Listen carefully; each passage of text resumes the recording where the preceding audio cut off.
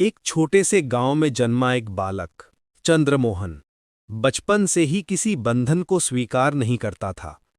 वो ना नानी की बातों से बंधता, न समाज की मर्यादाओं से।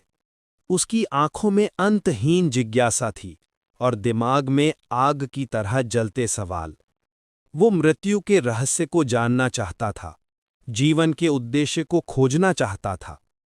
इन्हीं सवालों ने उसे कम उम्र में गहरे ध्यान में पहुंचा दिया, जहां पहली बार उसे लगा कि मनुष्य कुछ भी नहीं जानता और यही उसकी सबसे बड़ी भूल है। युवा होने पर वो शहर गया, पढ़ाई की, दर्शन शास्त्र में अपनी प्रखर बुद्धि का लोहा मनवाया। वो कॉलेजों में बहस जीतता, शिक्षकों को चुनौती देता और छात्रों की सोच को बदल देता। धीरे धीरे उसकी ये स्वतंत्र बुद्धि उसे प्रोफेसर की कुर्सी तक ले आई, लेकिन वो कुर्सी भी उसे रोक ना सकी।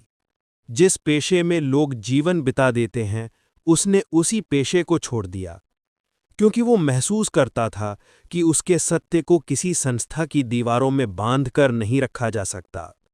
वो मंच चाहता था, हवा की तरह खुली जगह, और वो आ गया। फिर उसके जीवन में एक नया युग शुरू हुआ। देश भर में उसके प्रवचन गूंजने लगे।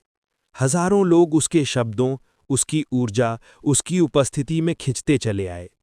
उसने नए ध्यान तरीके बनाए, जहां चुप्पी से पहले एक तूफान था और फिर भीतर उतरी गहरी शांति। लोग कहते, ये आदमी साधारण नहीं है, ये या तो क्रांतिकारी है या तूफान। और वो मुस्कुरा देता, दोनों हूं।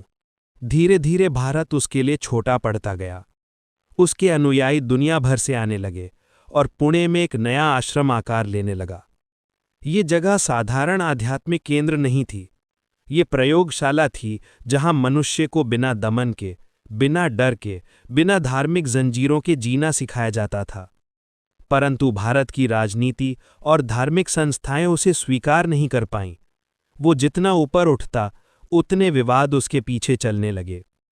फिर वो समय आया जब उसका शरीर कमजोर पड़ा और वो उपचार के लिए अमेरिका गया।